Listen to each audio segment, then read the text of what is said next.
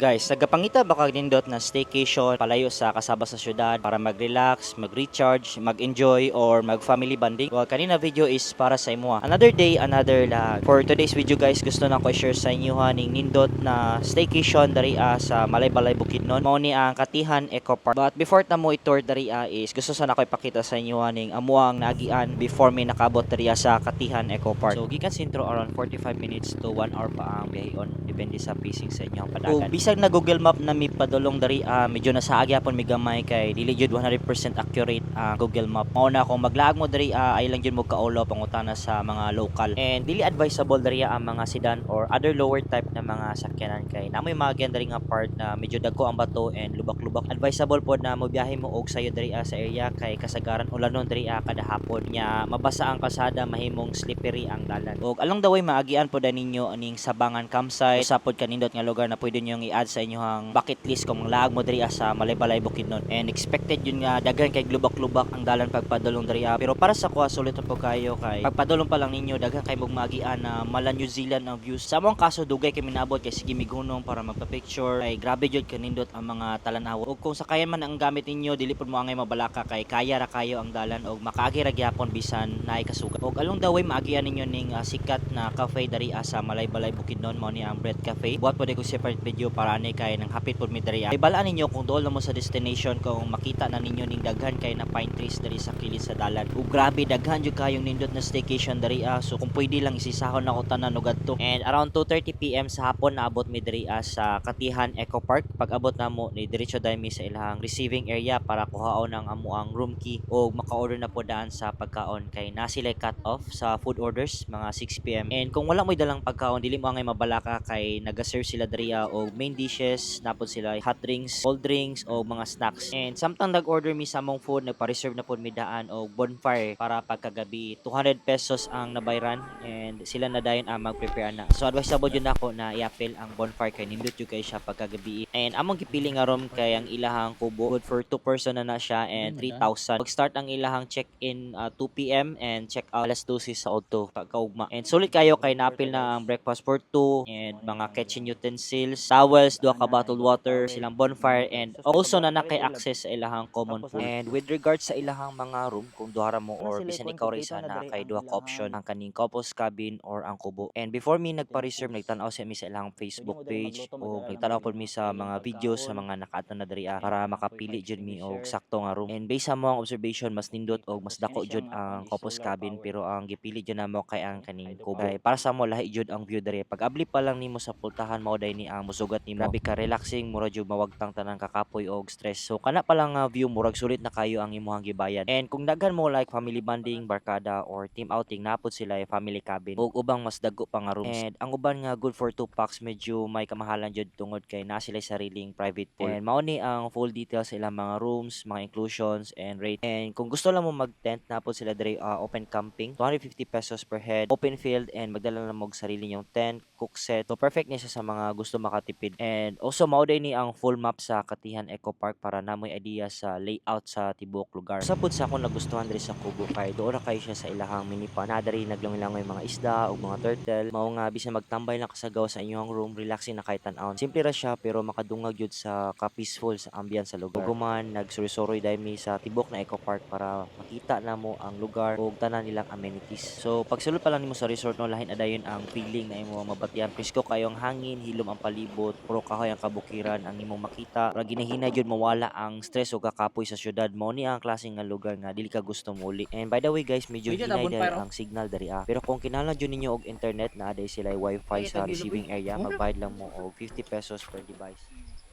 Wow. Oh, thank you sa Facebook na makita karon. Tayo ang overview sa bukid.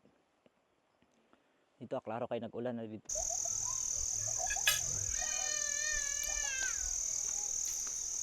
Hindi to tatong way nagkaampi.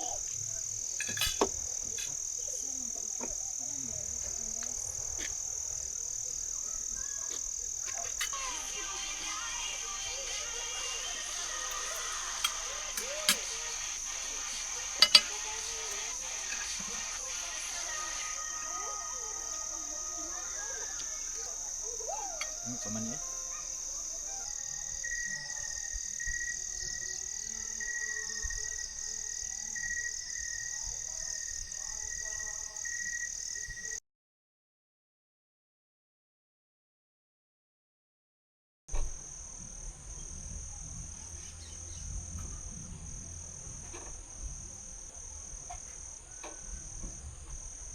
Pagkabuntag kung gusto nyo mga pe, nara di sila baligya sa receiving area o dili na pud mo kinahanglan mabalaka sa pamahaw kay apil na siya sa room inclusion. Ang ilang gina-serve kay mga breakfast meals sama sa itlog, gulay o uban pang breakfast nga putahe. And alikaon na siya guys. So busog na kayo ka before mo uli or before mo explore usab sa ubang lugar.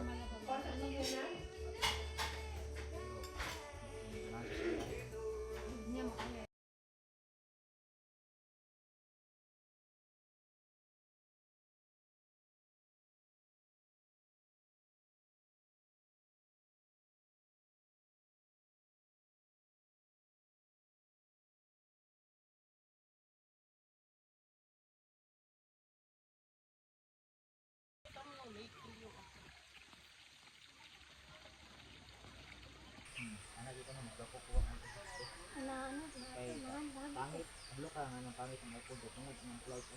Kasi katong malinis sa view, pwede na pwede palingin.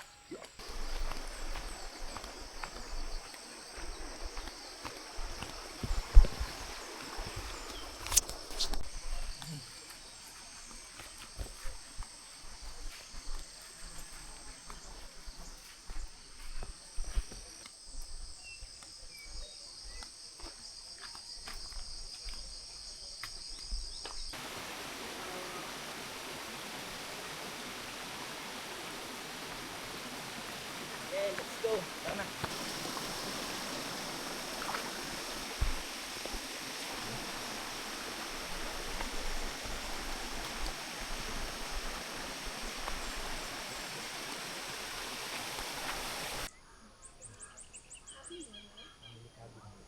Yan na.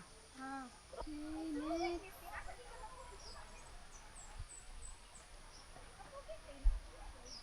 Next. Sinalab.